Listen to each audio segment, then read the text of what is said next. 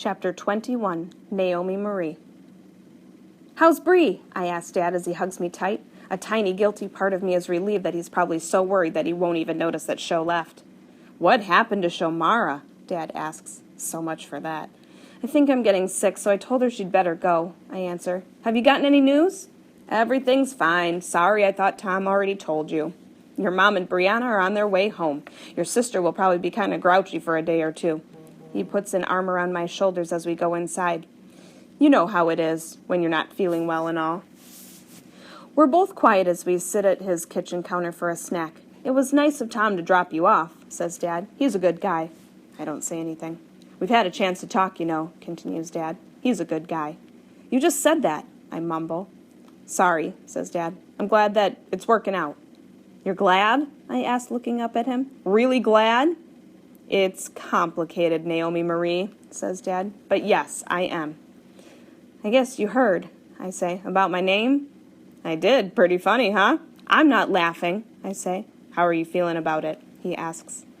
I shrug. "It's elegant, I guess." I finish my crackers and cheese and look in the fridge for some apple slices. "You never have enough food," I blurt out. Wait, I don't want to be mean to my dad, too. I don't know what's wrong with me. He doesn't seem to notice. "You're right. I need to think about how quickly you're growing," he says. He raises his right hand. "From now on, I pledge to be well-stocked at all times."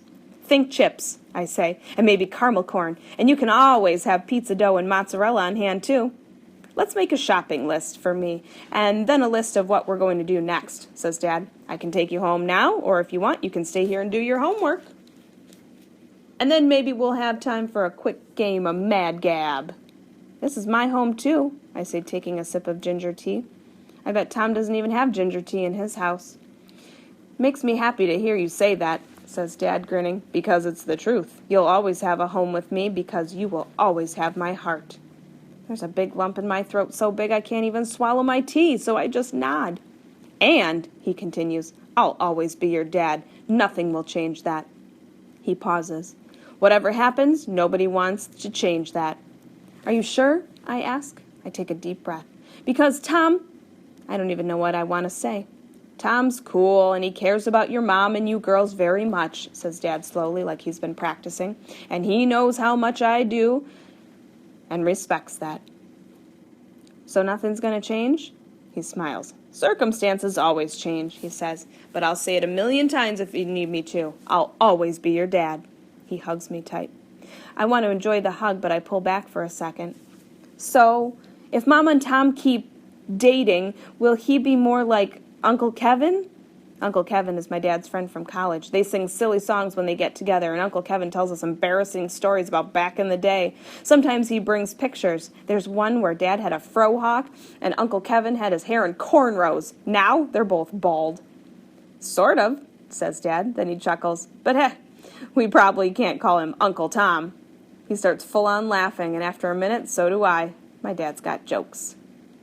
"Anyway, Tom and I can coexist," Dad says. "We've each got our own shine." I'm not sure what Tom's shine is. Choosing food that other people make? I guess I can give it time. "Give it time," Dad says. "Oh my goodness, Dad's magic too!" "We got this. We can each shine our own light without dimming anyone else's." "What does that mean?" "Well, like you can be fully you without diminishing Bree, right? And vice versa?" I nod. Even when Bree makes me mad, I don't want to make her less. Sometimes there's room in our lives, more than we realize. We can grow, and the world around us can too. So maybe Naomi Marie is on her way to being a fuller Naomi. Maybe Naomi Marie will shine even more, and her light will help others do the same. He's getting a little speechy, but I kind of get it, I think. Maybe I don't mind not being who I used to be. "I'll give it time," I say, "and I'll shine." "That's my girl. Ready to play Mad Gab? Or should we finally finish this puzzle?" I should call Sho first. I was rude. Even though I know she's got my back no matter what, I want to say out loud that I'm sorry. I'll probably have to watch the off-the-street audition round of Vogue Olympians in return, but Sho's worth it. "Go ahead. I'll set up. Puzzle or Mad Gab? Or do you have a better idea?" I do, actually. I want to show him the game I'm making. I want to show him that he is my one and only dad forever and ever, the only dadly person in my life. And even if the other Naomi doesn't care about the presentation and contest, I do. I started a whole new duo-tech project all on my own. I stopped checking the dump a while ago. She never does anything, and she never answered my questions, so why bother? She can sit there and have quietude while I do the presentation if she wants. This is my own fresh start. I worked hard, and I'm kind of excited. I think it's good. It's an adventure game, and my character looks a little like Bree. She used to have different skills to get through different worlds. I'll put the other Naomi's name on it anyway, just to be nice, and I left some open code so she can add that fashion idea. It was cool, kind of like paper doll spies. Can I show you what I've done with Duotech? I say to Dad. Your Saturday thing? He says. I'd love to see it. Did you figure out how to program the surfboard over the waterfall? Yep, I say, smiling. The player had to name 3 Coretta Scott King Book Award winners and a Newbery to make it over safely. You are your mama's girl, he says, smiling and ruffling my hair. Yours too, I say quickly. We're game buddies forever, remember? And ever, he replies. I get up so he can sit at the computer. So, am I your first player? He asks. I'm honored. The honor is all mine, I say very grandly, and we both laugh. It's not totally finished yet, though, but you can play up to level 6. I taught myself some code that we didn't get to in the workshop. I don't add that Naomi evil, never really did anything in class and just sat there the whole time while I entered code last Saturday. Whenever Julie came around, we both pretended everything was cool, but it wasn't. But my game is, I think, I really, really do. It almost doesn't matter about her not helping because I had fun and I'm proud of myself. I've got to figure out a way to make sure the Teen Games crew sees this. She could have messaged me back, though. Come on, let's do this, he says, rubbing his hands together. I show him how to move the pixies, and he's on his way. I'm proud of you, honey, he says after a few minutes of playing. Proud, but not surprised. I try to put everything I'm not sure how to say into 2 words. Thanks, Dad. He gets to the glitchy part, where the Bree pixie is supposed to juggle apples, but I haven't figured out how to program it so she can pick them up from the ground. I'm a little stuck there, I say, but I'll figure it out soon. I know you will, he says. Be sure to show me the whole thing as soon as you're done. After a pause, I say, there's a presentation. Do you want to come? But I don't know. I don't know if the other Naomi is going to like my game, and I don't know if my dad and Tom can be there for the presentation, and I don't know how to program my life so there aren't any glitches.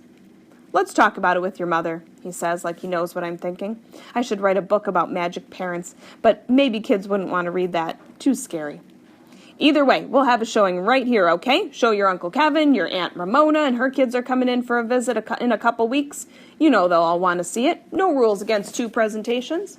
We can make 2 presentations, the new rule, I say. Okay, he says, show me what you're trying to do here. Maybe I can help. You know, I won't do your work for you, but you'll create opportunities for my work to shine, I finish smiling. Mama still says that, too. We're always a team in that respect, he says as he stands so that I can sit again. You'll never have to choose. Your mom and I are both here to help you shine.